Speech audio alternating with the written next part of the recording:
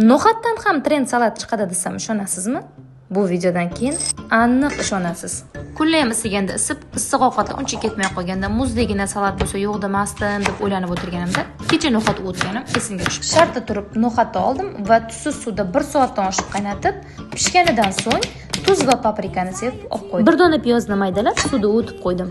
Ungacha sabzi, pomidor, bodring, ko'katlarni to'g'rab oldim va hamma mahsulotlarni birin-ketin aralashtirib boshladim. Sarimsoq, piyoz, zaytun yog'i, limon, olma sirkasi va tabga ko'ra ziravorlar soldim. Tuzlari o'tib, damini olib turgan no'xatlarimizni ham qo'shib, yaxshilab aralashtirib oldim.